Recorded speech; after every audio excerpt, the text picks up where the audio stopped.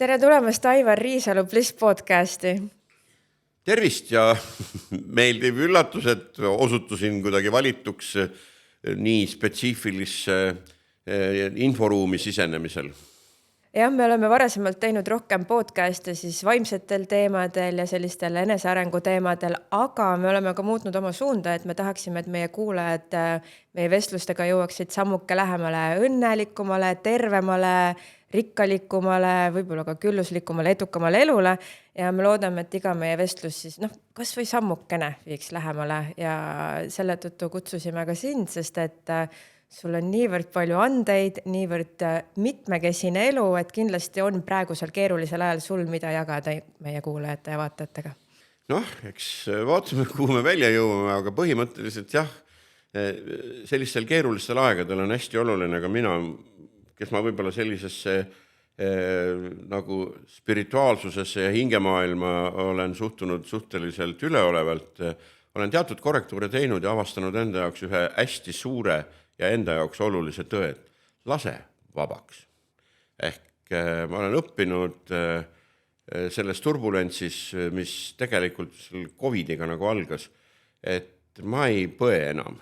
Ma olen andeks andnud kõikidele inimestele, kes mu elus on läbi käinud ja kelle puhul ma võiks öelda, et nad on mulle kuidagi liiga teinud.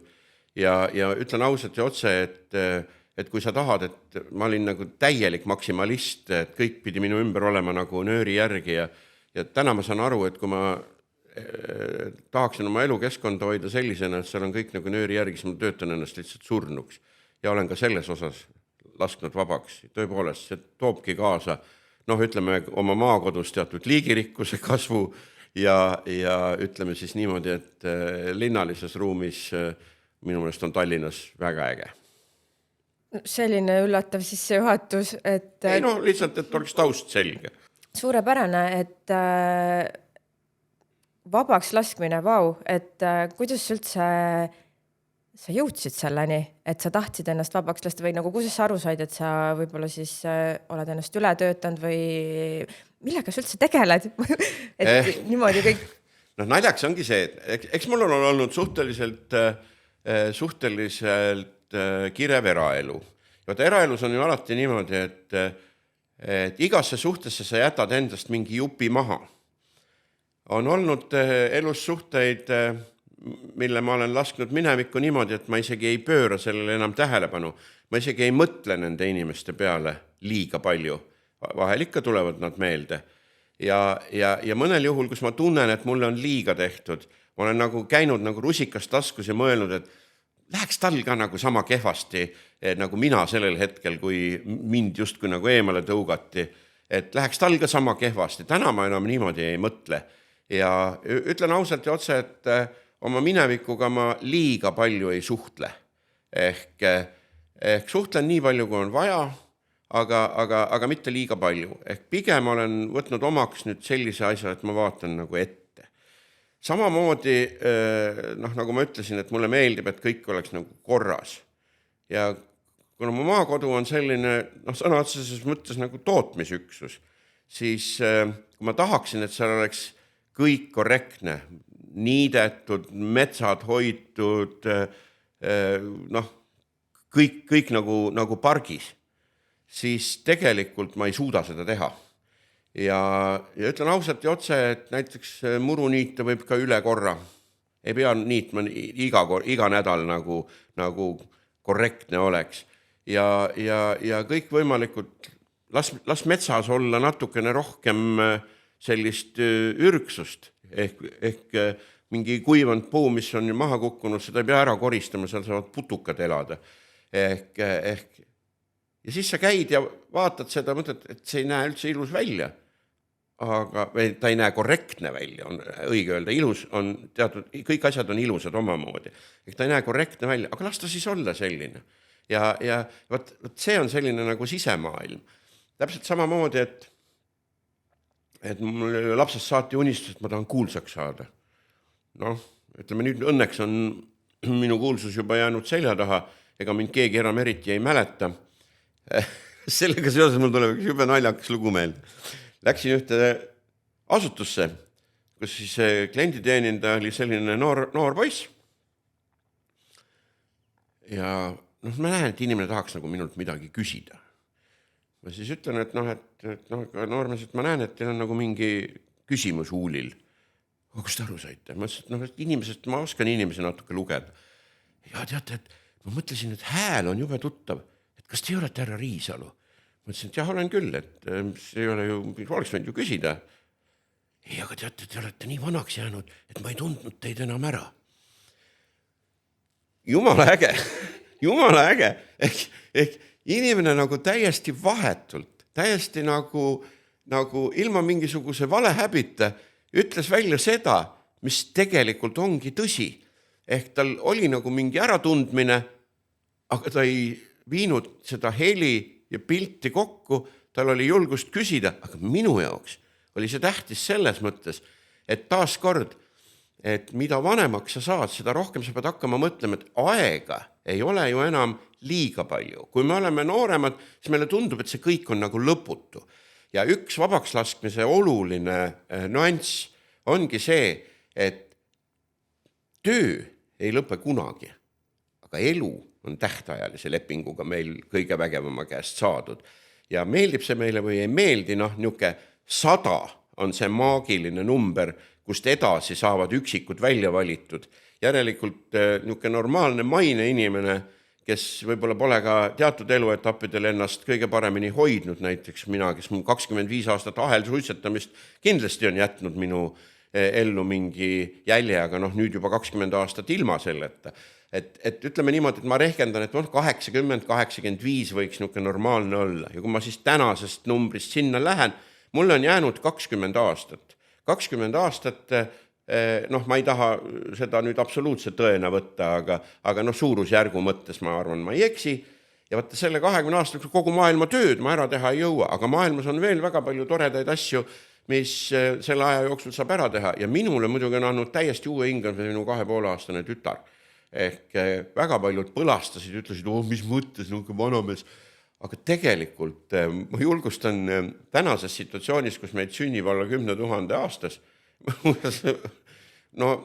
kahjuks loodus on vastik, selles mõttes vastik, et ta naistele seda võimalust ei jäta. Aga vähegi tublimad mehed, kui te vähegi leiate võimalust, ärge kartke seda, see on nii äge, te olete ise täiesti teine inimene.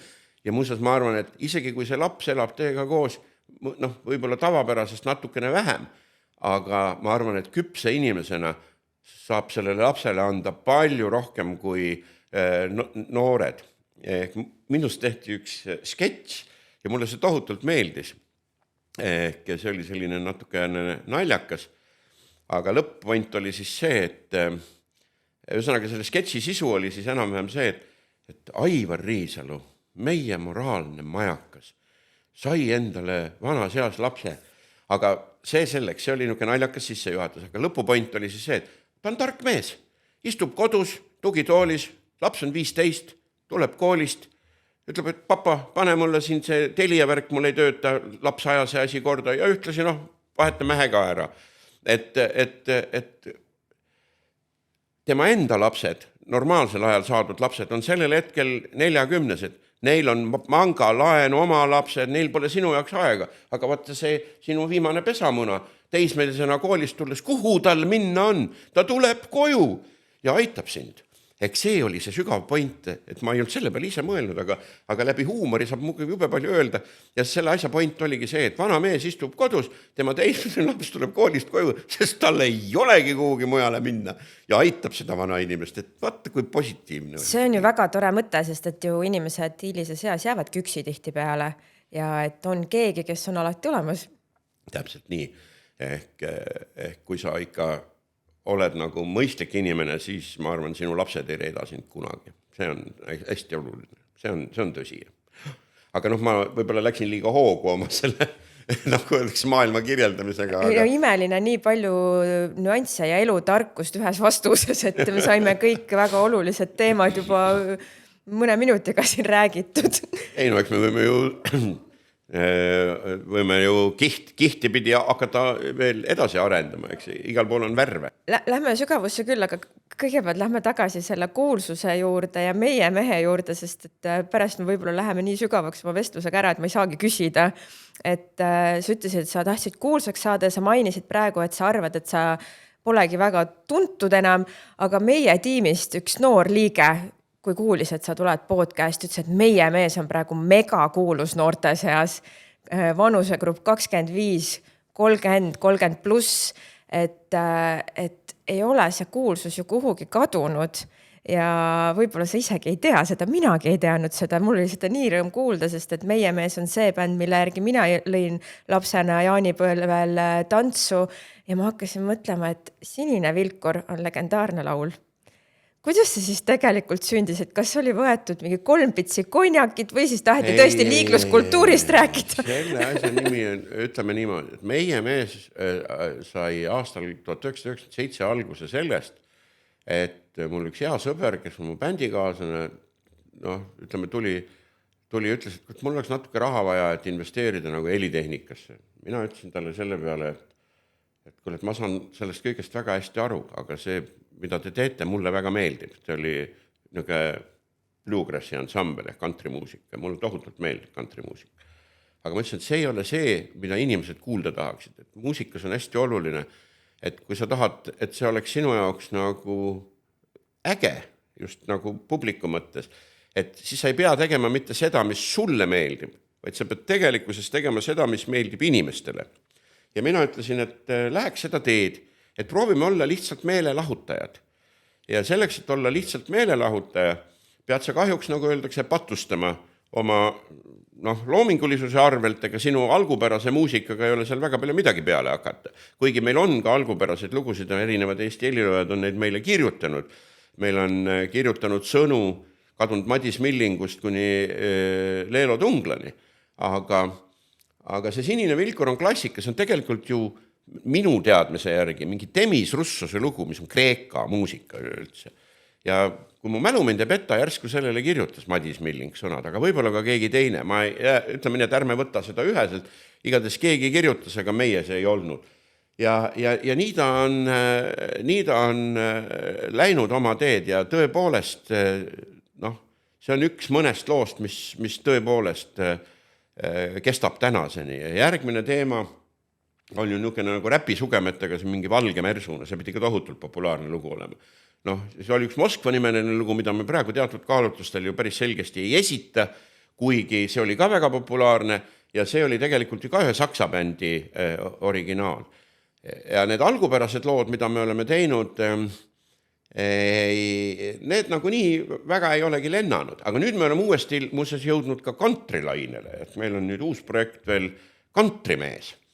Ja see tähendab nagu seda, et kui sa oled mingisuguse etapi läbi käinud ja publik juba sisuliselt on selles konditsioonis, et ta nõus ükskõik mida kuulama, mida sa talle esitad, siis me nüüd mõtlesime, et prooviks kantri juurde tagasi minna, sest meile endale see tohutult meeldib. Ehk selleks, et saada tagasi sinna, kus sa alustad, pead sa käima ära pika ringi, nägema selle nimel tohutult vaeva ja siis kõik tuleb sinu ellu uuesti. Aga see noorte suhtes kahtlused on mul olnud kogu aeg. Ma väga täpselt statistikat ju tõesti ei ole jälginud, aga me käisime järsku 2 aastat tagasi mingil üritusel, kus olid koos üle Eesti siis mingil kummalise esindusnormi alusel kooliõpilased. Ja nendel oli siis hääletus, et milline bänd tuleb nende üritusele mängima. Ja tõsi ta on, et siis meid valiti välja, et siis ma ise ka natuke nagu kehitsin õlgu, mõtlesin, et noored, mis nad olid, keskkooli noored, gümnaasiumi ealised, mis mõttes, aga näed, tore oli ja nad tõesti elasid kaasa ja võib-olla see ongi tõsi, ega ma ei tea. Tundub, et on tõsi, et kui oli juba see noorem grupp ka, aga kuna meie mees on ikkagi nii kaua elanud ja sa oled laval elanud koos nendega, selle bändiga, mis see sulle andnud on elus, meie mees kui bänd ja üldse laval olemine ja esinemine? Nagu ma ütlesin, et kui sa teed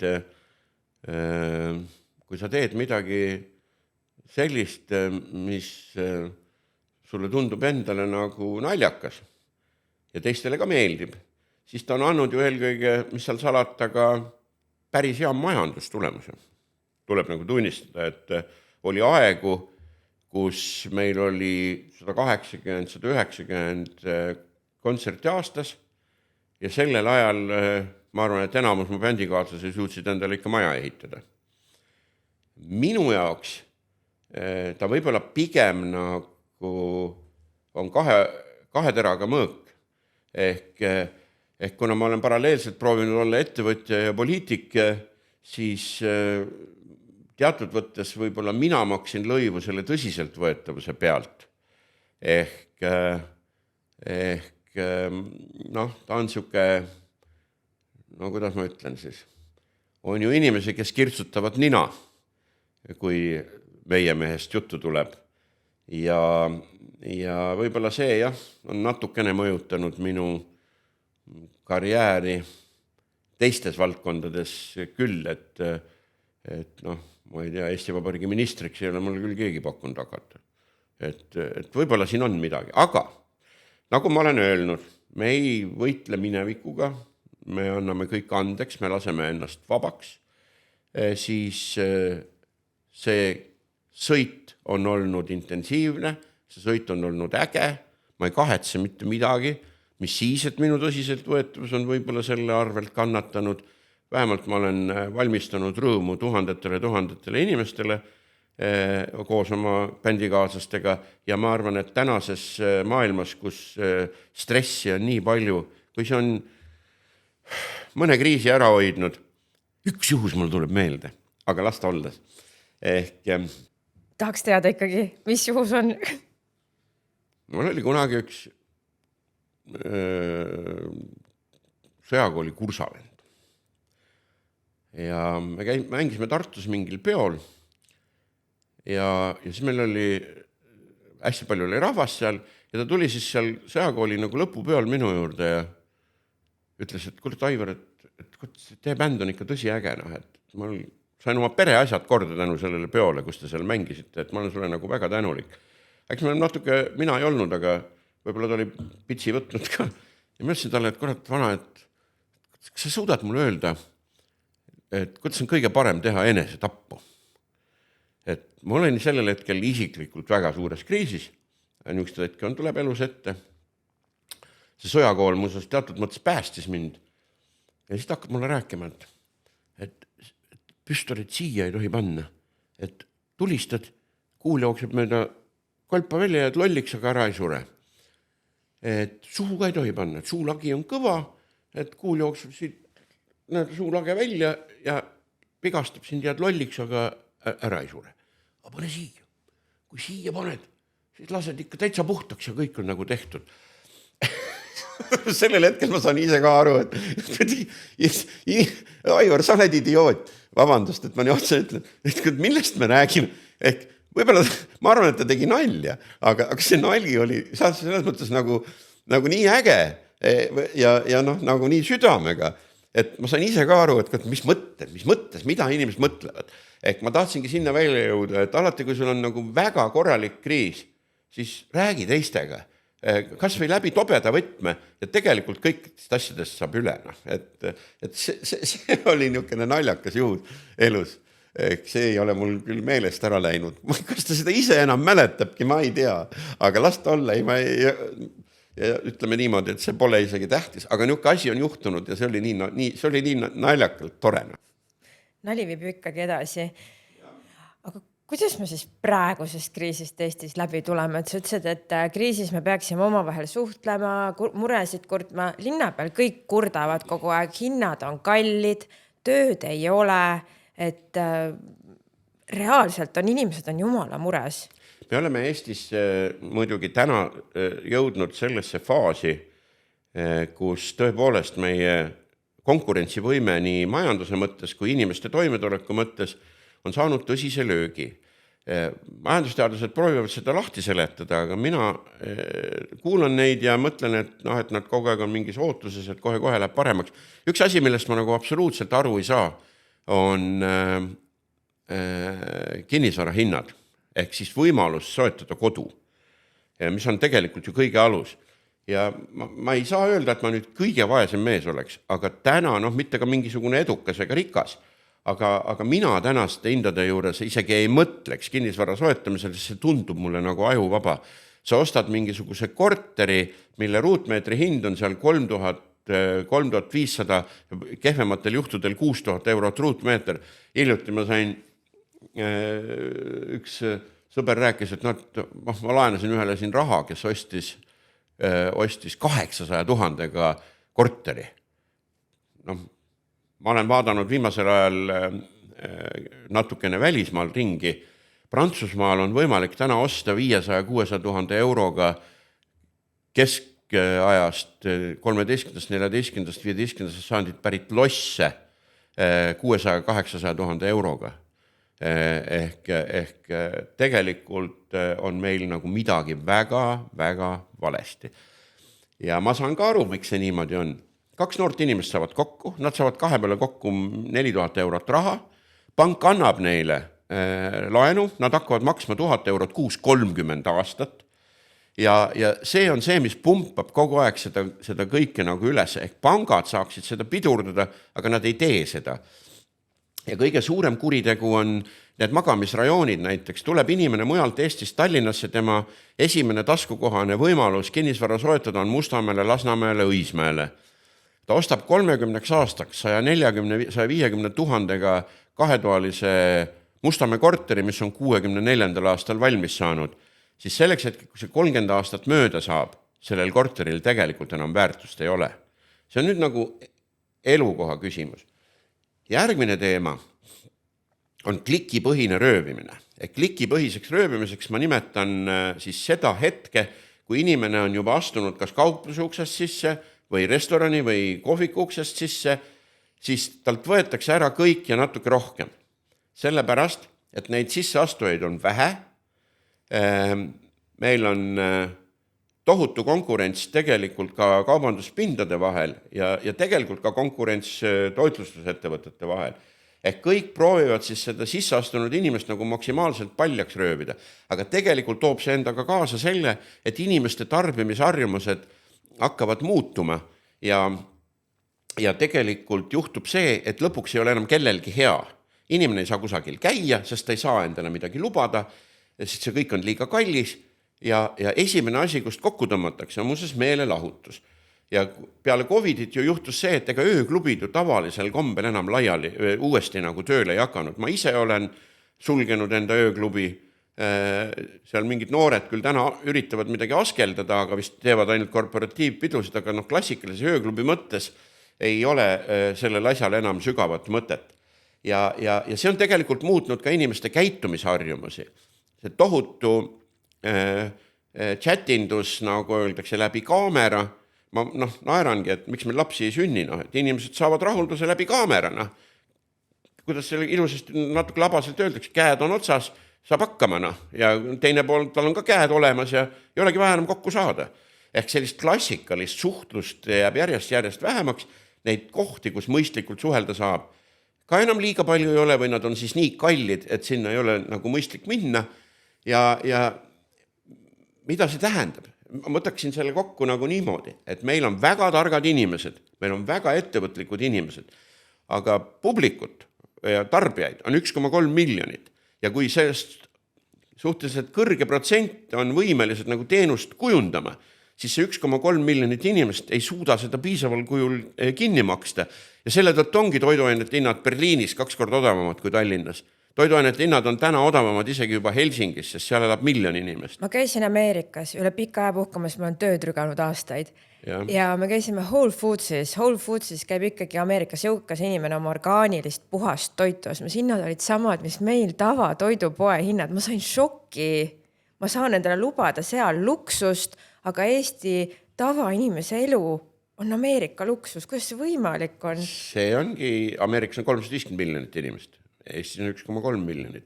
Et see ongi see vastus sellele küsimusele, mida teadlased otsivad, aga tegelikult see vastus on väga primitiivne. Ehk küsimuse nimi ongi see, et meil on palju ettevõtlust ja vähe tarbijaid ja ettevõtjad, kõigil on omad kohustused, palgad tõusevad, üürihinnad tõusevad ja tegelikult, aga see piir, ühel hetkel, ütleme natuke on see piir juba käes, sest tegelikkuses ilmselt juba kaupmehed ütlevad, et käibed vähenevad ja nii edasi ja tegelikult lõppu ju ei paista. Käibemaks tõuseb nüüd vist juulist, siis hakkavad mingisugused keskkonnaasjad mõjutama autode kütuse hinda ja see tähendab seda, et kui transport kallineb jälle kõik ja ütleme ausalt ja otse, et mul on sügav hirm, et see ühel hetkel jookseb nii kokku, et ongi koos. Aga seda saaks tegelikult ära hoida, aga kes sind kuulab? No võt, ma seda tahtsingi küsida, et mida teha saab, aga sa ütled, et kes mind kuulab, et kuidas siis meil valitsuses või linnaosades need asjad toimuvad, et kas siis rohkem auru läheb üksteisega vaidlemise peale kui mingite lahenduste väljamõtlemise peale või reaalselt realiseerimise peale? Ma ikka läheks oma lemmikteema Tallinna linna juurde, kus mind siis aasta tagasi piltlikult öeldes pensionile saadeti, ehk siis tänane linnavalitsus 4 erinevat erakonda ja kõik toimetavad. Tehti üks abilinnapea koht veel juurde ja päris naljakas. Lubati uut kaasaegset euroopalikku linnavalitsemist. See uus euroopalik linnavalitsemine on toonud kaasa teatud kaose. Ehk kaos liikluses, kaos tegelikult ka erinevate teenuste osutamises. Nüüd sotsiaalteenused on viidud inimestest päris kaugele, tsentraliseeritakse laste kaitset eelkõige. Mina omal ajal muuseas tunnistan, et ma ka tulin selle ideega välja, sest mulle tegelikult innovatsioon meeldib ja see võikski olla innovaatiline, aga innovatsiooni kõigepealt inimeste peal teha ei ole väga mõistlik. Ja see lõputu võitlus linnaruumis, kus siis see roheäärmuslus surub järjest rohkem ja rohkem peale, ehk tegelikult unustatakse ära ka see, et Tallinn on Eesti pealinn ja muuseas näiteks kas või Tallinna peatänavatel peaks saama liigelda ka normaalselt autoga. Sellel lihtsalt põhjusel, et kui inimene tuleb Võrust või Tartust või Viljandist oma pealinna, siis tema ei saa aru sellest, et kuidas tal ühel hetkel ei ole kuhugi enam minna, sellepärast et ees on mingid lilleamplid ja pingid ja teod. Et pealinna peamagistraalid peavad olema liigeldavad. Ja nüüd on jälle uuesti üles tõstetud see peatänava projekt, kus sisuliselt ei mahtunud liikuma isegi ühistransport, rääkimata sõidukitest. Juba keegi seal hullunult ütles, et nüüd saab Viru tänaval hakata kive üles võtma ja lilli istutama Viru ringi peale. Ehk ühesõnaga minu kriis on see, et lõpetati ära tegelike abivajajate aitamine piisaval tasemel, sest kahjuks Tallinnas on igal pool mujal ka, aga ma muude kohtade pealt nii palju ei oska rääkida, kuigi ma olen olnud muuseas lühikest aega ka natuke pealt aasta ühes kohalikus omavalitsuses vallavanem Eestis ja ütleme niimoodi, et see oli ikkagi piirkond, kus ma sain väga tõsise elukooli. Aga tulles Tallinna juurde tagasi, et kohaliku omavalitsuse roll on ikkagi teenida inimesi, mitte teenida oma luulusid. Ja täna päris palju teenendatakse oma luulusid, tehakse eksperimente ja ilma analüüsita otsuseid, ehk vaatame, mis saab.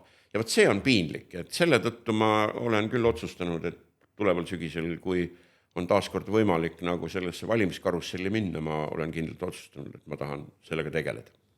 Seda on rõõm kuulda, sest et tõesti ma ei tahaks nii öelda, aga mina olen poliitikale käega löönud. Ma olen üpris negatiivselt häälestatud ja minu arust on väga mage, mis linnas toimub. Et mina ei taha kesklinna minna, väga paljud inimesed ei taha kesklinna minna, aga siis ma ei lähe ka ju seal midagi tarbima. Täpselt nii. Ja siis me imestame, miks vana linn on välja surnud. Turiste enam ei tule. Me oleme nii kallid, et kui Brüsseli keskväljakul, kus ma olen, ma ei ole küll mingisugune suur alkoholisõber, aga ma ütlen ausalt ja otse, et tervitus napsu või klaasi õlut ma suudan ära juua küll. Kui Brüsseli keskväljakul maksab Raekoja platsis maksab õlu 2 eurot, siis Tallinna Raekoja platsis on ta seal tipphetkel olnud 9. Ehk see ongi see sama, nüüd me jõuame tagasi ringiga selle klikipõhise majanduseni. Aga müü 5-ga ja 4 tükki on 20 eurot, sa müüd 9 ja ülejäänud käivad ja sülitavad ja seda enam, et kui sa oled juba vaadi lahti teinud, see kolkub ära ju. Et kohalikul inimesel ei olegi, selles mõttes sa peegeldad väga õigesti kohalike inimeste suhtumist, et neil ei ole sinna asja. Kohalikul inimesel ei ole vanalinna asja, sest kui ta ei ole oma korterit maha müünud ja seda raha ei ole otsustanud maha juua, siis ta midagi sealt endale lubada ei saa. Kahjuks on niimoodi. No, kahjuks tõesti on niimoodi, sest et mul läheb pigem hästi, aga ma ei näe, et mul läheks nagu tõusvalt hästi, sest et kogu aeg läheb kallimaks ja siis ma pingutan rohkem, siis mul on rohkem stressi, et need asjad ei ole nagu omavahel võrdelises seoses. Tegelikult lahendus on nagu väga lihtne, kui ühel hetkel inimesed hakkavadki nagu jalgadega otsustama või teatud mõttes nagu öeldakse, lihtsalt sõna otseses mõttes ei tarbi enam. Ehk kui see tarbimine nagu korraks järsult nagu alla tuleb, siis hakkavad teised osapooled ka mõtlema, et mida ma saaksin teha, et see olukord normaliseerida. Ehk tegelikkuses mulle tundub täna vägisi, et ainus võimalus on jõuga tegeleda nende küsimustega. Mina olen väga paljudest asjadest loobunud. Näiteks lihtne näide, kui sa tuled ikkagi mõne 1000 eurose palga pealt 1000 eurose pensioni peale, naljaga pooleks võin öelda, et ma olen saanud ootamatult pensioniealiseks. Ja ütleme nii, et kui sa mina proovingi alati aru saada ühiskonnas sellisel moel, et ma teen katseid ise endaga. Mul on täna naljaga pooleks selline garanteeritud sissetulek on pension ja linnavolikogu liikme tasu, mis on umbes 3 korda vähem, kui harjumuspäraselt mul varasemalt oli. Ja kõige naljakam on selle asja juures see, et ma olen õppinud ära selle rahaga toime tulema. Ma ei ole kunagi olnud mingisugune eriline võib-olla seal restoranis käia või mis iganes. Ja tegelikult saab hakkama. Aga naljaga pooleks ütlen, et kui ma sain oma esimese pensioni siis detsembrikuus, siis elektriarve oli sama suur kui pension. Jah. Selles mõttes, kuna mul on linnaelamine ja maaelamine, siis 2 elamise nagu summaarne elektriarve oli sama suur kui pension. Aga kuna mul õnneks maal ei ole mingisuguseid muid kommunaalkulusid, seal oli arve väga suur. Aga seal on nagu maaküte ja sellega piirdubki kogu kulu, siis ma võin öelda, et otseselt nagu pankroti isikuna ei läinud, ja siis see volikogu liikme tasu jäi veel söögi ostmiseks. Aga ütleme siis niimoodi, et mõtlema pani see küll ja energiakandjate hinnad ju järjest nagu rallivad. Ja selle tõttu oleme meie siin poliitilises vaates ka otsustanud, et põlevkivienergeetika kui roheenergeetika kompenseerimismehhanism peab Eestis olema säilitatud veel väga pikaks ajaks. Sellel lihtsal põhjusel, et ühel hetkel, kui küsimus on inimeste toimetulekus ja ellujäämises, siis tuleks nagu natukene astuda sellele rohehullusele vastu ka ja öelda, et meie teeme nii, et tapke ärana. Et nii on. No aga mis need roheriskid on, et kui ütled, et peaks jätma selle põlevkivi, et kas siis on niimoodi, et ma ei tea, Hispaanias oli just elektrikatkestus, kas see on seotud nagu selle rohehullusega, mis seal mingi aeg on ka olnud? Või... Mis Hispaanias juhtus? Keegi sellest väga nagu rääkida taha, kõik ütlevad, et me veel uurime, aga tegelikkuses juhtus see, et ühel hetkel tekkis olukord, kus energeetikabilanss oli selline, et see ei tulnud enam süsteemi toitmisega toime. Ja meil on täna sama olukord, et me kõik räägime, et me peaks hakkama mingit tohutut raha maksma mingisuguste, ma ei tea, nüüd õnneks pandi pidurid meretuuleparkidele. Ehk Eesti riik on otsustanud, et meil on tuul ja päike, aga sellel hetkel, kui meil on voolu kõige rohkem vaja, november, detsember, jaanuar, veebruar, eriti jaanuar, veebruar, kui on külm ja tuulevaikne ja päike ka väga palju üle horisondi ei tõuse. Mis me sellel hetkel teeme? Mingisugune laev sõidab läbi, tõmbab viimase kaabli puruks. Mis siis saab? Ehk tegelikult on õilsad eesmärgid ja kuulekus viinud meid selleni, et me oleme oma energia sõltumatuse minetanud. Ehk me ei ole täna, Eesti eelis oli see kogu aeg, et tänu oma energeetikale me olime võimelised ise ennast toitma, täna ei ole. Ja mina väidan, et seesama tuule ja päikese kompensatsioon, nüüd nad räägivad, et teeme gaasijaamad. Nõus. Mulle väga meeldib see merevariant, mis on see energiapank seal Paldiskis, aga sellega on sama lugu, et kui tuult ei ole, seda tegelikult tühjaks pumbata ei saa. Ja täna Eestis käega katsutavalt on 2 varianti, kas tuumajaam, mille poolt ma väga olen, või siis see, et me ikkagi oma põlevkivijaamad hoiame selles konditsioonis, et nad on võimelised kriise kompenseerima ja vajadusel, kui me täna nagu vaatame, need kaabli purunemiste tagajärjel on ju tegelikult meil see börsielekter kohati ikka väga kallis. Ehk lihtsalt ühel hetkel hakkab kompenseerima seda, et me läheme sellest Nord Poolist välja ja ütleme, et me ei saa hakkama. Seepärast, et meil ei saa inimesed hakkama, meil ei saa ettevõtted hakkama. Eesti arvestatavad tööandjad ja arvestatavad eksportijad ütlevad täna, et Eestis on energia nii kallis, et ei ole võimalik toota. Estonian Cell on parim näide, kes on pidanud mitmel korral ju tootmist peatama, aga tselluloosi tehase seisma panemine ei ole väga mõistlik ettevõtmine, aga kui sa lihtsalt oled sunnitud seda tegema, siis see on nagu valus. Et mina arvan, et maailm on hulluks läinud, aga kõige hullem on selle asja juures see, et pingutab ju ainult Euroopa. Euroopa on 9% maailma majandusest ja hiinlased ja indud ja nüüd ka USA tänu Trumpile suhteliselt kõrge kaarega lasevad kogu selle meie püüdluse peale. Aga teatavasti, kui me räägime kas või õhust ja kogu sellest asjast, ega õhk Euroopa kohalt liigub India kohale ja siis tuleb ümber maakera järsku ringiga isegi tagasi. Et naljakas on see, et kui Saksamaa tuumaenergeetika on tänaseks liikunud 0 või oli see sööjaamad, vist oli, vaata siin ei tohi muidugi, selles mõttes peab olema ettevaatlik, et ei tohi olla nagu tohutu ekspert. Ühesõnaga mingi energialiik oli Saksamaal liikunud 0 ja Hiinas liikunud juhtivaks. Kas nad olid sööjaamad või olid need tuumajaamad, pigem nad olid järsku sööjaamad, vahet ei ole.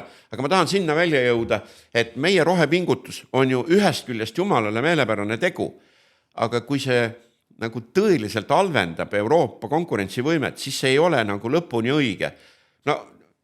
Ütlen ausalt ja otse, et kuskilt maalt tuleb see piir ette, kui selle elamine ei ole enam mõistlik tänu sellele, et vireleda ka päris ei tahana. Aga nüüd on Euroopas hakatud natukene aru saama, et vist on üle tõmmatud, et juba tuleb üksikuid nagu kõlkse, et kuulge, et vist peaks midagi korrigeerima. Aga me läheme liiga kaugele sellest maailmast. Ja, just. Sinna minna.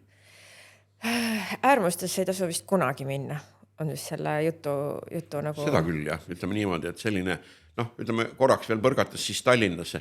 Ega mina ka ei ole selle vastu, et kaasaegne linnaruum peab olema inimsõbralik. Ma olen 2 käega selle poolt. Aga ma tahan sinna välja jõuda, et selles ei tohi ära unustada seda, et meil on erinevaid näiteks liikumisviisid. Meil on ühistransport, meil on autod, meil on jalgrattad, tõuksid, mopeedid, jalakäijad. Eks see tasakaalu hoidmine ja tasakaalu leidmine on kõige suurem ülesanne ja see ei saa käia nagu terrorismina, nagu juhtus siin Paldiski maanteel. Võeti pool Paldiski maanteed pandi kinni ja seal näeb 2 jalgratast tunnis. Et tegelikult need on näited. Nad saavad täna ise ka aru, et see läks valesti, aga tagasi seda pööratud minu teada ei ole. Aga kas siis nagu inimesi ei küsitleta, sest et mina küll tööl küsisin, ma nägin jalgratastega inimesi, ma küsisin, kas sa kasutad seda teed, et mina näiteks autoga seal sõita normaalselt ei saa enam ja ma pean hiljaks tööle, ma pean varem startima kodust, aga nemad öeld, ei, muidugi ei kasuta, see on ju suur tee, me lähme väikseid teed mööda, et ohutum oleks. Et kas sellist uuringut siis ei tehta? Ma selles mõttes kordan ennast ja ma ütlengi, et tuleb otsida nagu tasakaalu erinevate liikumisviiside vahel. Ja kõige naljakam lugu, mis siin Tallinnas viimasel ajal on juhtunud, on ju need elektrimopeedid, 1000 tükki.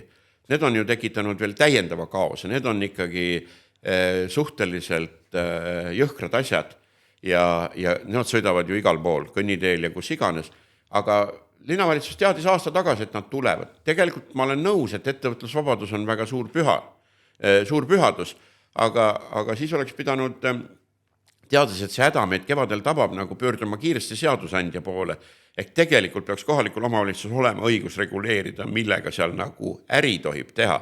Ehk kas tõukeratta äri ja see elektrimopeedi äri on äri, mida me kaitseme nagu ninast veri välja, või meil peaks olema see asi reguleeritud niimoodi, et sellega teenust osutada ei tohi, sõita võib. Et siis jäävad ainult need, kel on selle endale ise ostnud. Ja mina arvan, et kui keegi on endale ise soetanud mobiilse elektrisõiduki, las ta siis sellega liikleb. Ehk see on normaalne. Inimene on otsustanud, et ta ei sõida autoga, see on väga positiivne. Aga täna, kus valitseb nagu täielik anarhia, see ei ole nagu äge. Ja seal hakkab kannatama muuseas nõrgim jalakäija.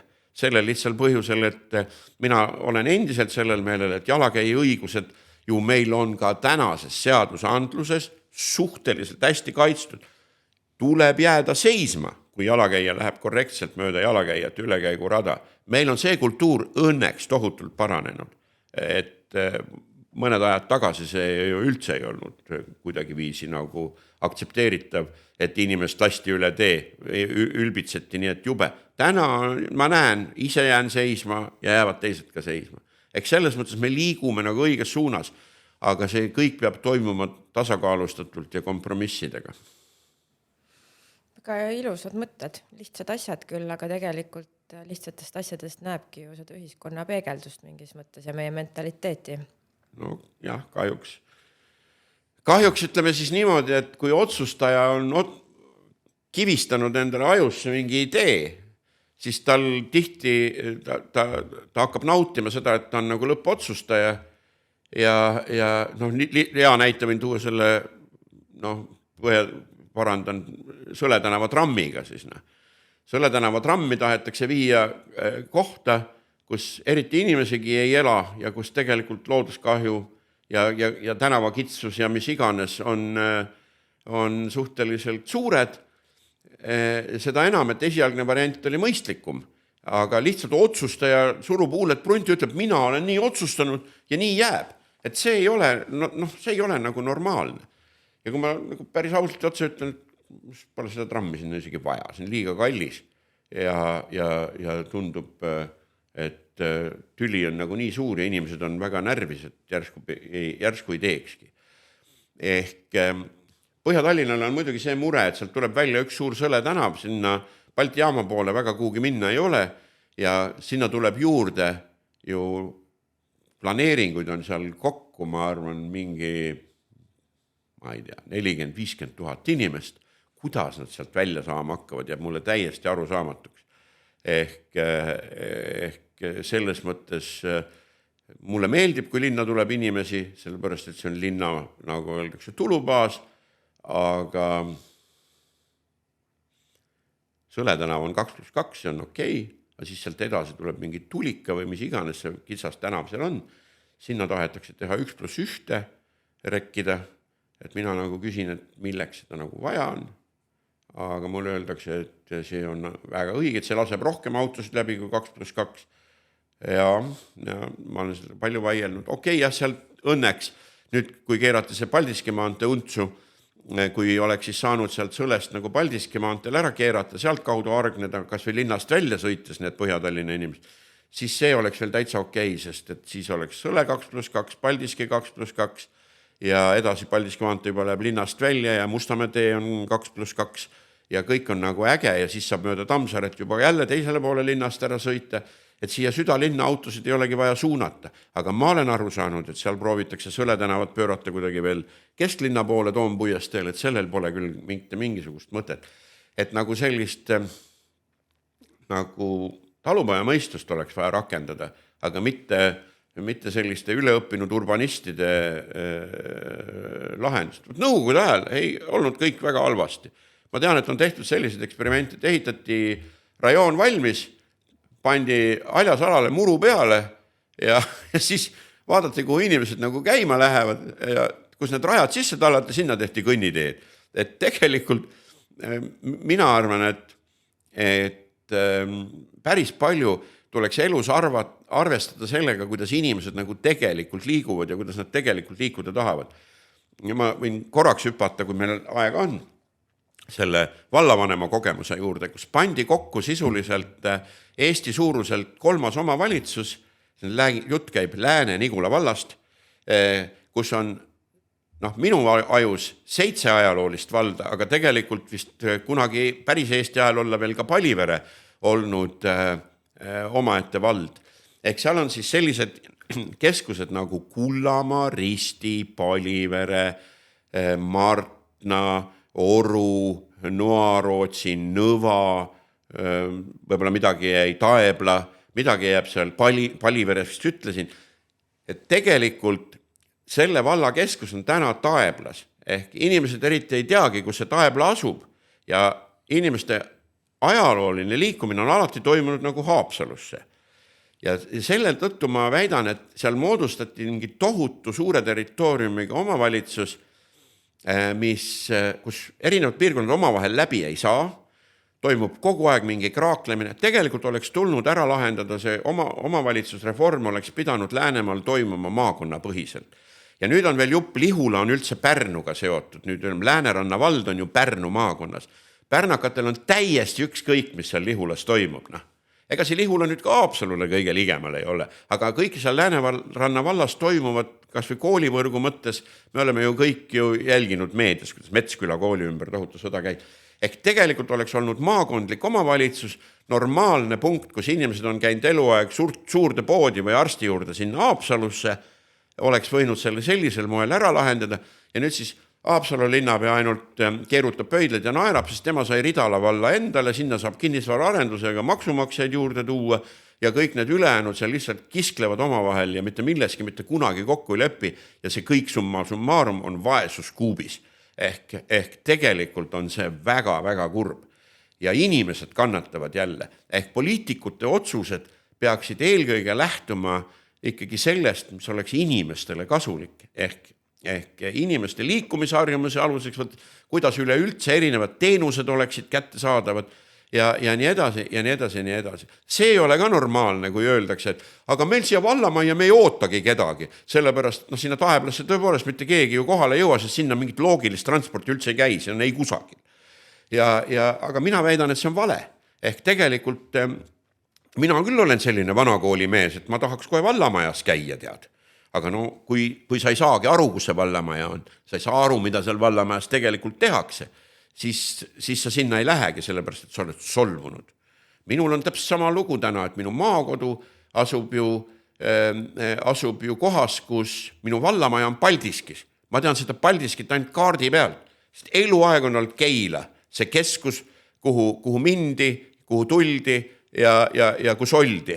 Ehk tegelikult aga Keila linn on nagu üks väike oaas, 10 000 elanikku, neil ei ole sentigi maad enam, neil kuhugi areneda ei ole ja vaneneva elanikkonnaga linn, tegelikult oleks see Lääne-Harju vald ja Keila linn pidanud olema kõik üks Keila vald, Keila keskusega Keilas ja selles mõttes Lääne-Harju on õige, et üks pool Harjumaad oleks pidanud olema Lääne-Harju ja teine pool Harjumaad oleks pidanud olema Ida-Harju. Okei, seal on need rikkad vallad ümber Tallinna, neil läheb hästi, aga seal meie juures lahenes seal see olukord küll väga-väga lollilt. Ma veel rääkisin peaministrile, et ära tee seda, lähed õnnitlema Keila linna nende iseseisvuse saabumise puhul, et see on vale, et te oleks pidanud valitsus, oleks pidanud jõuga otsustama, et nii jääb.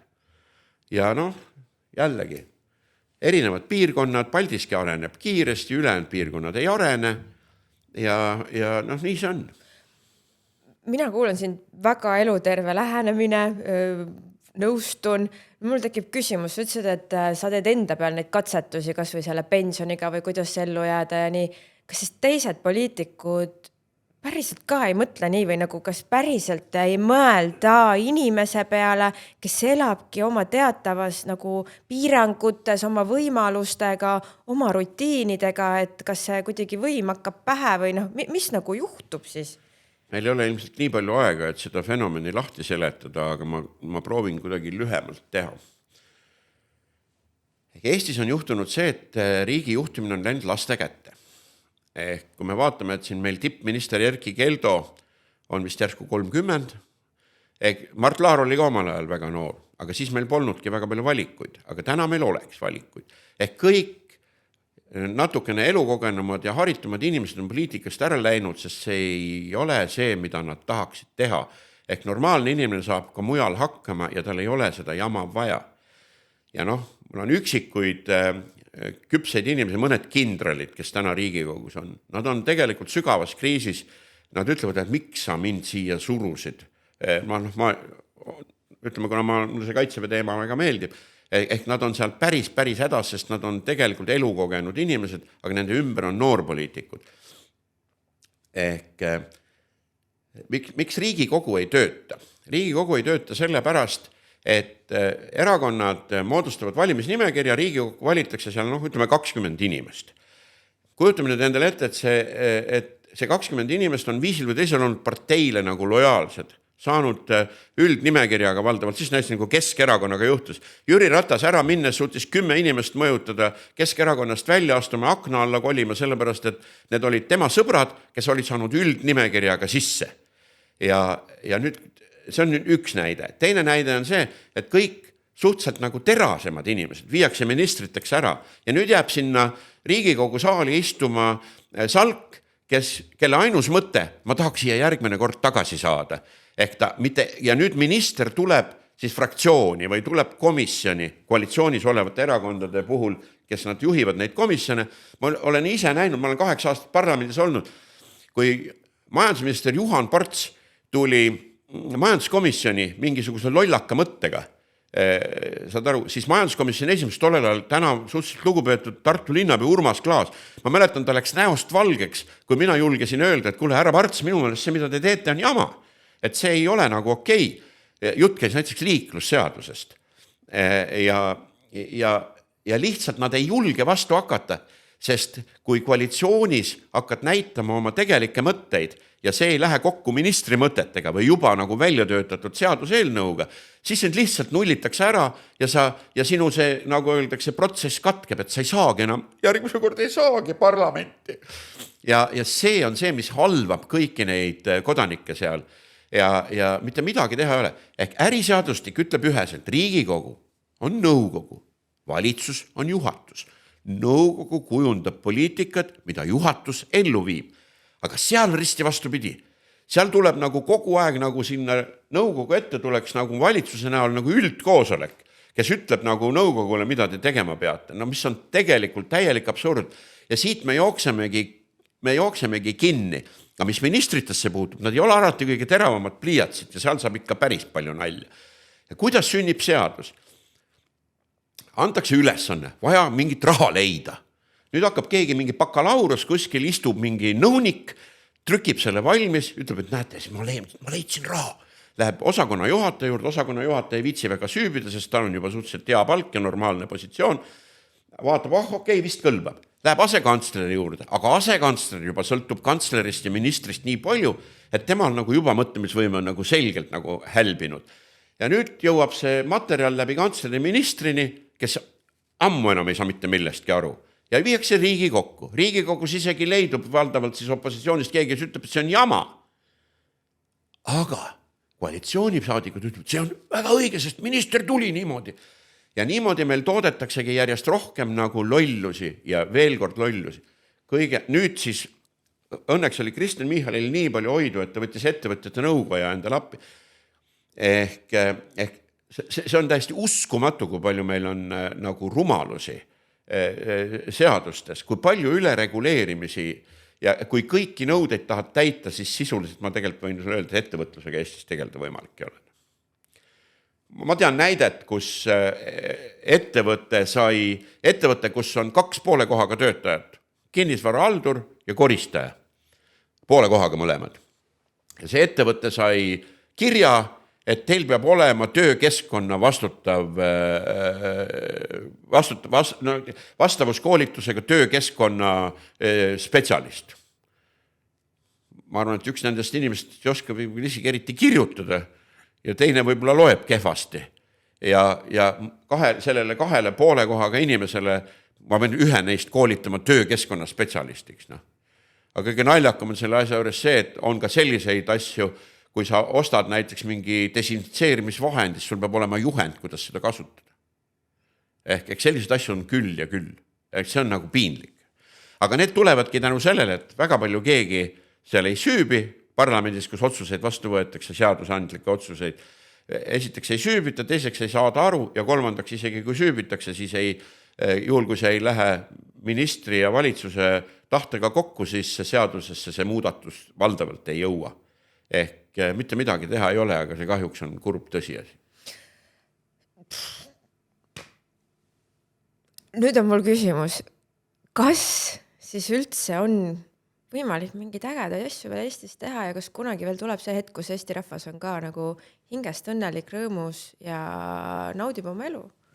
Ja me oleme uhked enda üle. Maailma kõige õnnelikumas riigis, mis ei ole meist väga kaugel, 80 kilomeetrit on vahet, hiljuti tegi valitsus radikaalse otsuse, et selleks, et elavdada majandust, alandati kõiki põhimakse. Ettevõtlusmakse, üksikisiku tulumaksu ja mida iganes. Ehk maailma kõige õnnelikum riik ilmselt seda, ma arvan, positsiooni lähiaastatel ei kaota.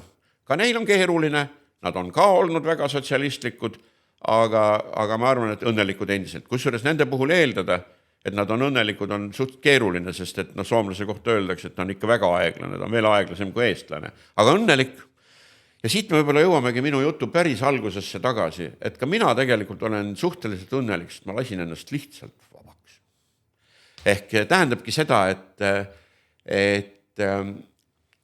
tee sisemisi korrektuure vastavalt oma võimalustele, see eeldab vahel natuke võib-olla rohkemat analüüsi ja mõttetegevust. Kui ma varem ladusin kõiki asju hinnasilti vaatamata, siis ma vaatan, otsin kollaseid silte ja tegelikult, mis seal salata, iseenda ümber toimuva detailideni läbimõtlemine on võti, kus sa saadki tegelikult selle õnnetunde tagasi isegi siis, kui ümber on väga palju saasta.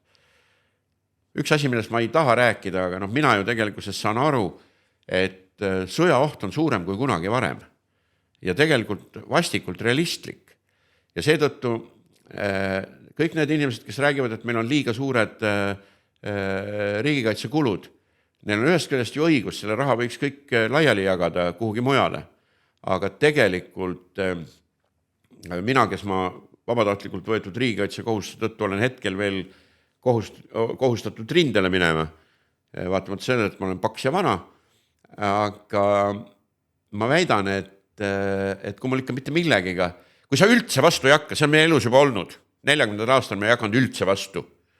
Ehk vähemalt mul on hea sisemine tunne langeda kangelasena rindejoonel, teades, et ma olen nagu vastu hakanud. Ehk siis kõik järeltulevad põlved saavad öelda, et need mehed vähemalt tegid midagi.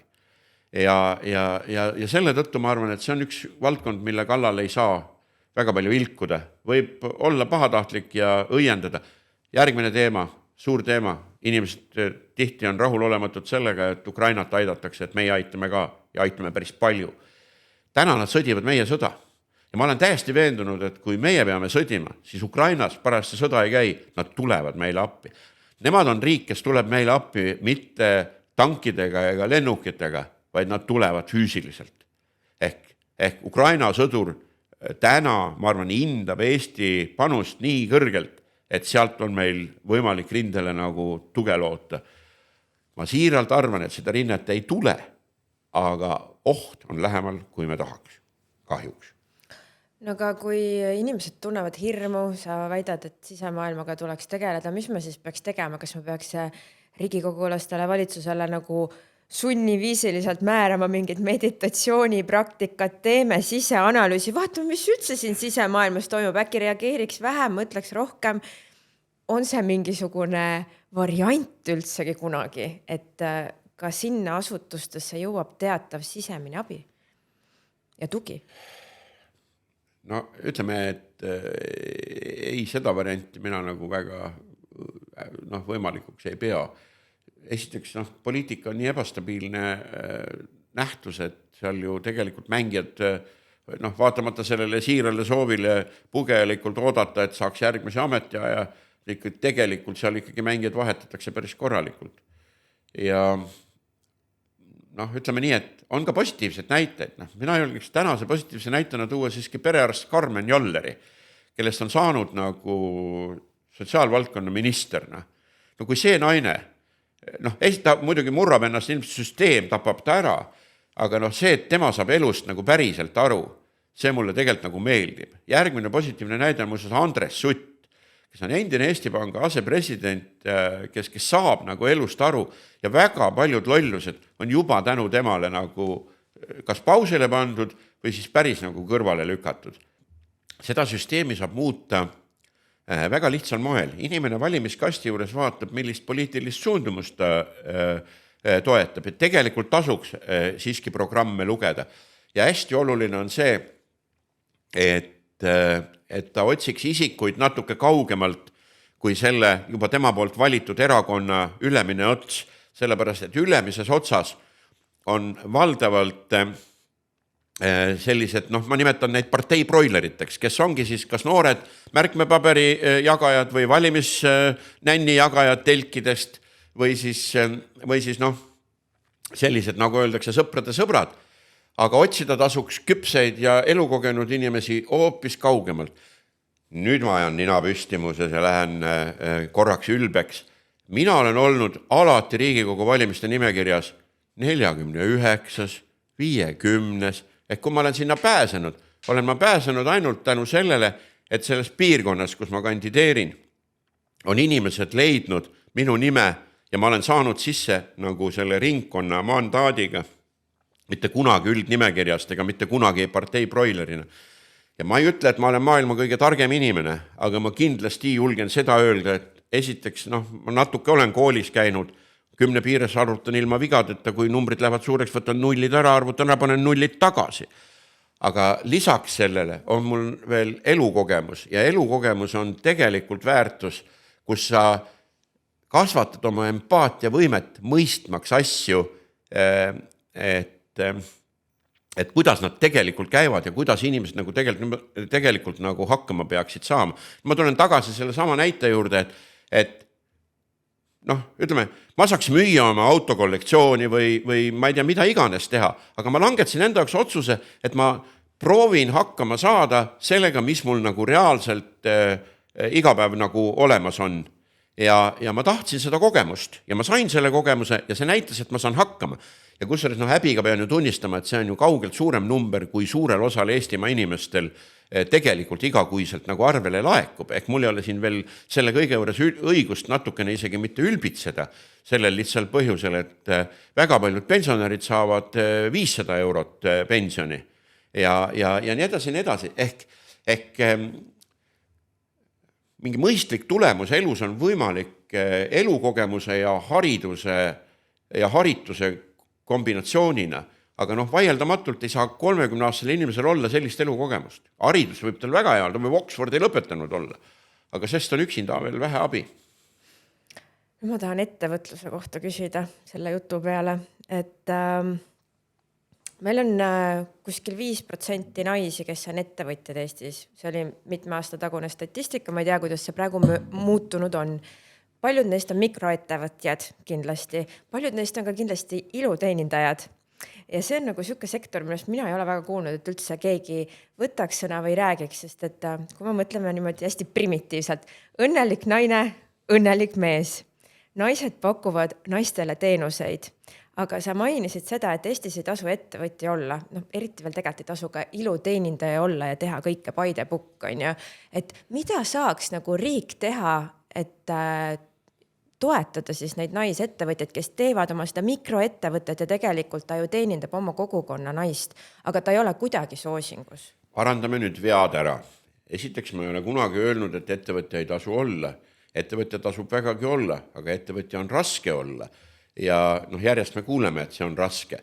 Ja Eestis on väga palju ettevõtjaid. Nüüd 5% naisi võib-olla on tõsi, seda ma ei tea, aga ma tean seda, et ettevõtjad valdavalt ongi umbes 5% ühiskonnast, ehk sõltumata soost, umbes 5% tegelikult on nagu tööandjaid ainult. Ehk võib-olla see on nüüd grammi võrra muutunud, kuna meil on suhteliselt ettevõtlusvabadus, aga tegelikult ega ettevõtlikke inimesi ei ole kunagi nagu liiga palju. Nüüd, kui me tuleme selle iluteeninduse ja kogu selle juurde, seda valdkonda ma tunnen väga hästi. Ja miks ma seda hästi tunnen? Nimelt minu üks elukaaslane, kellega ma olin suhtes peaaegu 6 aastat, oli iluteenindaja. Mina aitasin tal oma ilusalongi luua ja nägin igapäevaselt kõrvalt, kuidas ta toimetas. Kõige suurem probleem on see, et on vastutustundlikud teenindajad, nagu tema investeeris, koolitas ennast, aitas koolitada neid inimesi, kes temal siis juures töötasid. Ja siis tuli Töötukassa. Töötukassa rakendas sellist, nemad pidid käima teatud valdkondades nõuti meditsiinilise medkooli haridust, et üldse saada.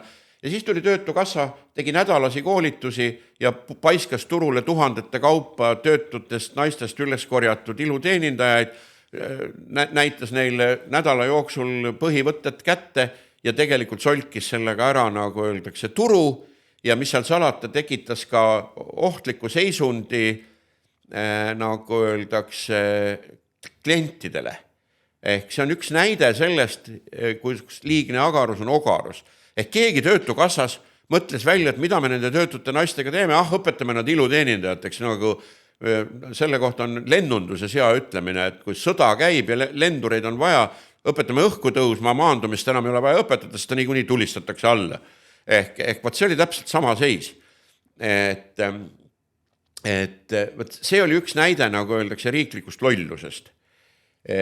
Järelevalvet mina nagu liiga palju ei poolda, sellepärast, et see järelevalve tähendab jälle seda, et siis me võtame tööle mingi hunnitu hulga ametnike, kes hakkavad mööda ruume käima ja tuhnima, kuigi neid on olemas.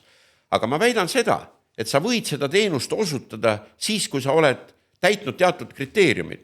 Ja ütleme siis niimoodi, et siis tuleks järelevalvet teha just sellele, kas see kriteerium on täidetud.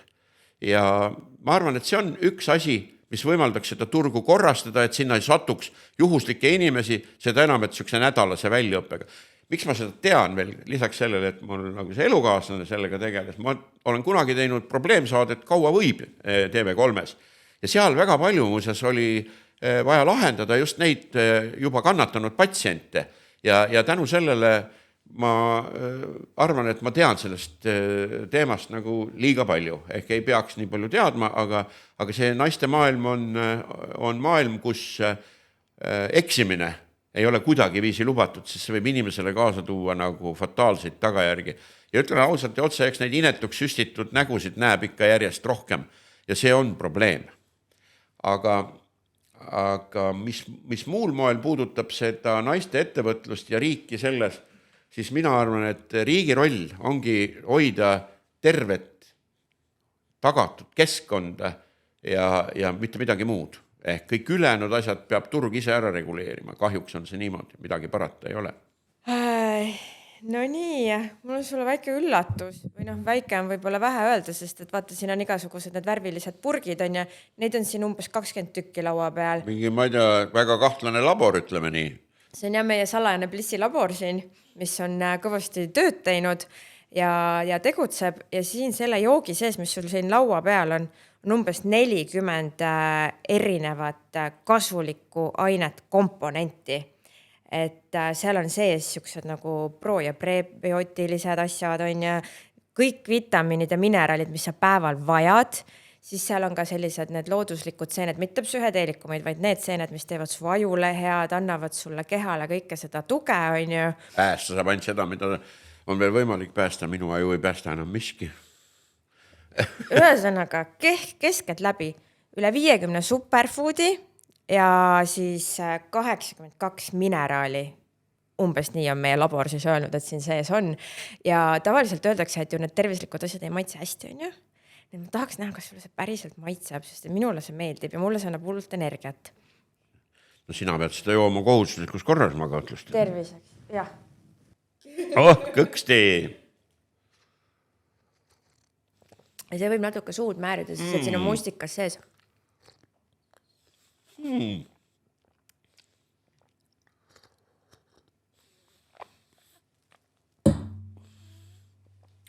Jumal äge ju. Kusjuures ma julgen nagu selgelt öelda, et ta on täpselt see maitse, mida mina täna toidu juures selles mõttes sellise segude juures nagu eeldaks. Selgelt ei ole ta magus, selgelt ei ole ta hapu. Need on kaks asja, mida ma, kuidas ma ütlen, tunnetan. Ehk ta on meeldiva, minu jaoks täiesti niisuguse normaalse tasakaalustatud maitsega, ehk ma põhimõtteliselt paneks selle klaasi nagu järjest ära ja mitte midagi ei juhtu. Ilma naljata, täiesti. Ütleme siis niimoodi, et kui sa ei oleks kirjeldanud, mis siin sees on, siis ma oleksin mõelnud, et mingi 2-3 mõistlikku asja on lastud mikserist läbi ja või mis iganes selle asja nimi on, blender. Ja täiesti nagu, mina ostaks hea meelega poest seda suurema nõuga. Loodame, et mingi hetk saab ka, sest et me oleme siin tõesti ragistanud ajusid, et tahaks ju kiirelt saada kõik selle vajaliku sisse ja see on see, millega mina oma hommikut alustan. Tõsiselt ägene. Ja. Nii et. Eksperiment selles mõttes ei olnudki nii hirmuäratav, kui sa lootsid. Ma tean ja inimesed tegelikult kardavad ju neid tervislikke asju, need tervisejoogid võivad päris, ütleme niimoodi, ma on igast asju proovinud ja ei ole nagu... Ma nagu häbiga tunnistan, et mul väga palju sõpru ei ole, aga ükskord viskas nalja, et vaadates mu seda toidulisandite karpi, et kord sa oled ikka tõesti penskar, et sul on nagu ravimeid nii palju.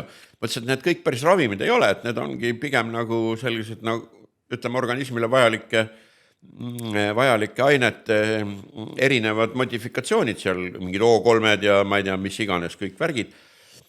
Ja siis, et need ei olegi nagu meditsiinilised, vaid need on pigem nagu öeldakse organismi toetavad asjad. Et kui näiteks õnnestuks see tabletikarp, või mitte sõnastan ümber, õnnestuks see toidulisandite karp vahetada sellise, nagu öeldakse, normaalses koguses pudeli vastu, mida saab näiteks nädal aja varu, siis igal hommikul paneks klaasi ja võiks tabletid minema visata. See minu meelest sobiks üli hästi. No me oleme praegu lahendanud nii, et meil on siuke lusikatäis pulbrit, mis on siis kõigest sellest kokku pandud ja smuuti võid oma maitse järgi teha, et see smuuti retsept on ka tegelikult väga lihtne ja meie enda metsmustikad on sees, mis on tõesti tegelikult meie Eesti see täielik varamu, mida me saame aasta läbi. Ettevõtjana öelda, et seda, mis sa ütlesid, 40 purki, ei. 40 eri komponenti või 50. Ma nüüd täpselt ei tea, mis mulle täna siia kokku segati. Et kui te suudaksite sellel baasil välja töötada toote, mis on juba valmis ja mis on tegelikult äge, seal võiks olla üks teaduspõhine essee juurde kirjutatud ja selle toote nagu turule tuua, see oleks nagu palju rohkem lubavam kui see, et inimesed peaksid neid komponente kuidagi eraldi muretsema ja siis ise kuskil lusikatega segama ja mida iganes tegema. Ma kindlalt kinnitan, et see on natukene turundust, mis on tänapäeval suhteliselt ju lihtne ja natukene uhuud ja kui uhuu ja teaduspõhine suudaksid ühte jalga käia, siis ma väidan, et edu on peaaegu garanteeritud. Mina küll käiks võtmas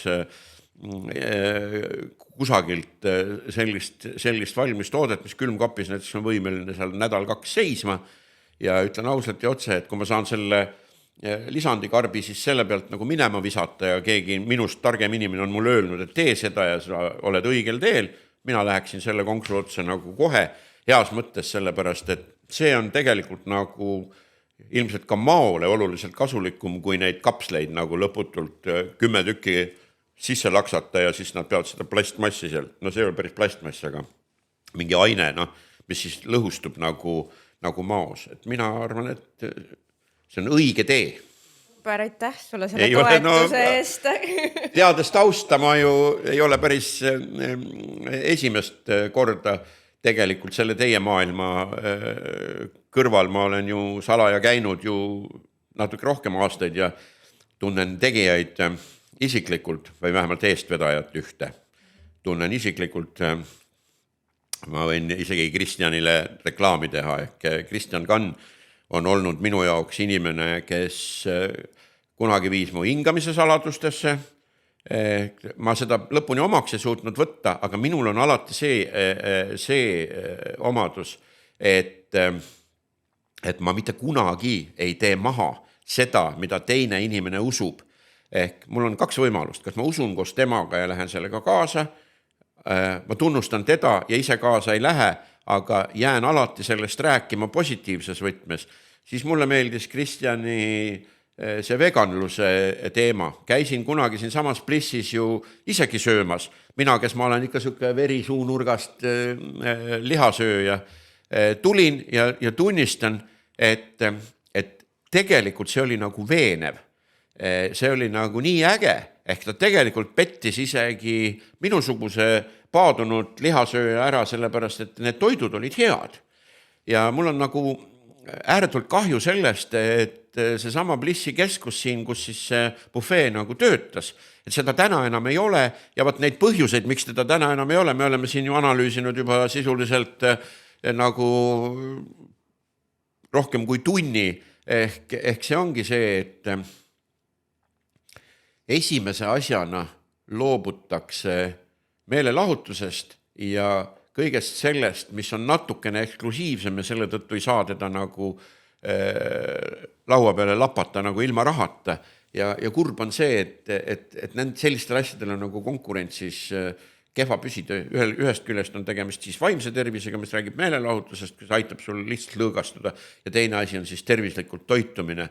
Ehk tegelikult asendatakse ju vähe kallim ots tervislikust toitumisest asendatakse makaronidega, sest need maksavad lihtsalt vähem. Kahjuks on see niimoodi.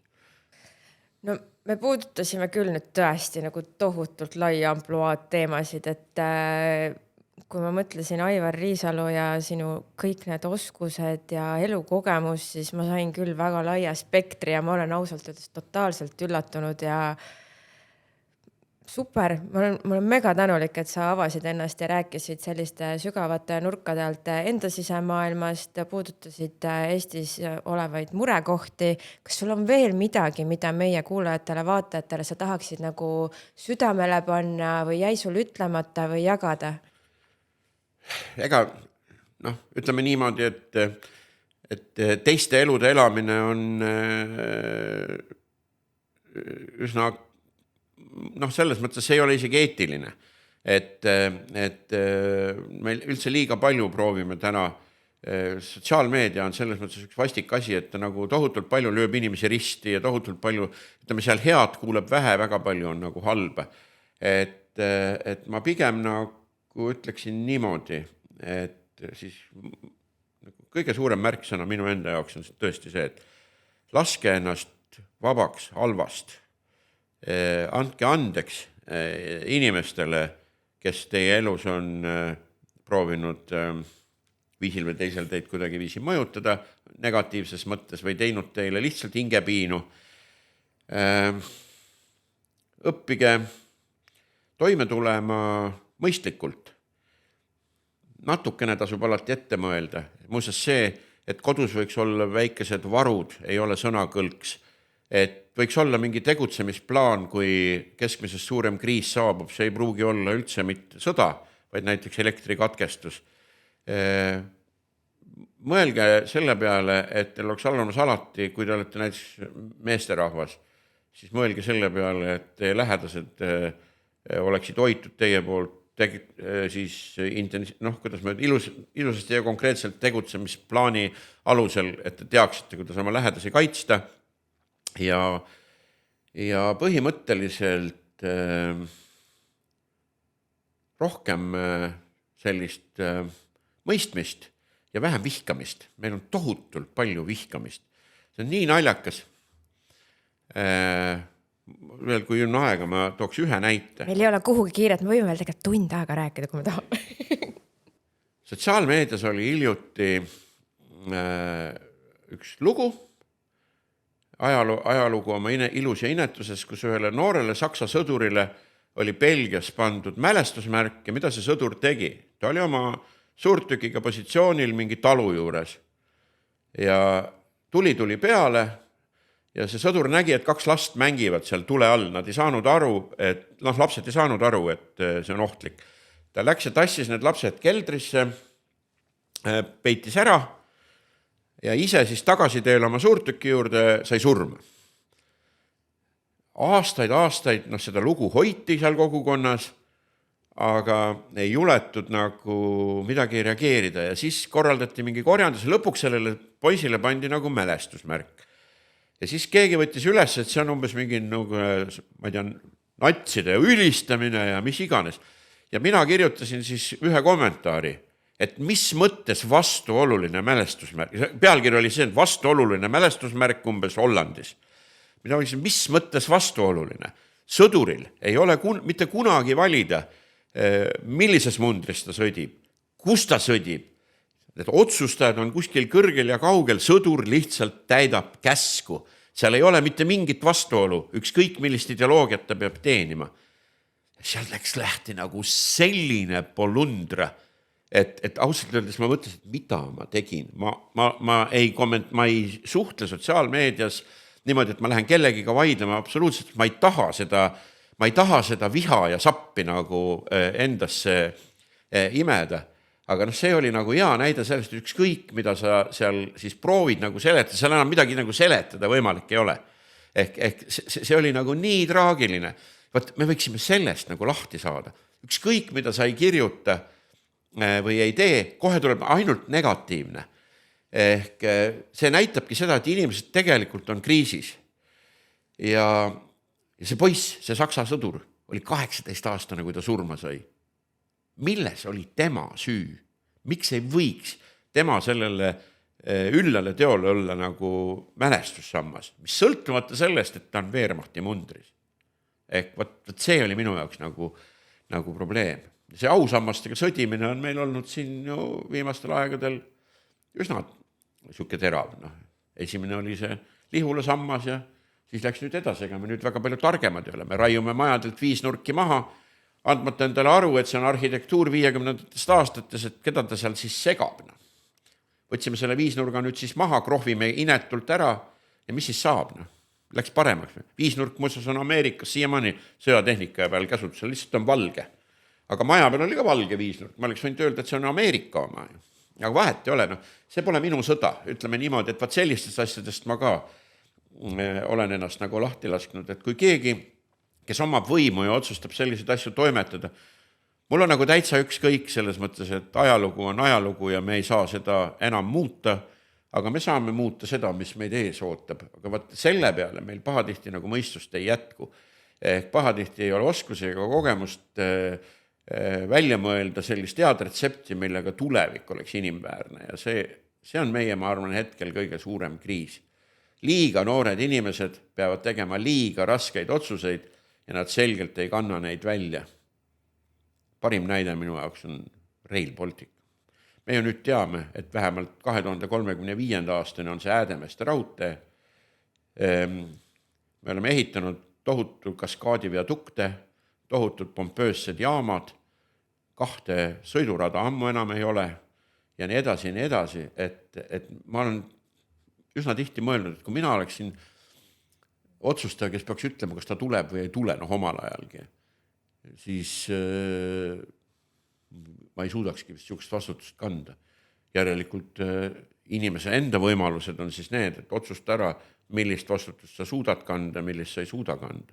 Siit ongi hea lõpetada, et õnneks ei ole ma pidanud mitte kunagi pidama või olema sellises ametis, kust minust sõltuks liiga palju teiste inimeste saatus ja õnneks olen ma suutnud elada niimoodi, et need asjad, mida ma olen saanud otsustada, ei ole küll toonud kaasa ühtegi negatiivset tagajärg. Ja sellel pidulikul noodil me lõpetame selle podcasti. Aitäh sulle! Aitäh kutsumast! Oli tegelikult väga positiivne kogemus selle pärast, et nii mitmekülgses ja positiivses võtmes liiga tihti esineda võimalik ei ole. No ehk ei jää see meie viimaseks. Aitäh! Aitäh!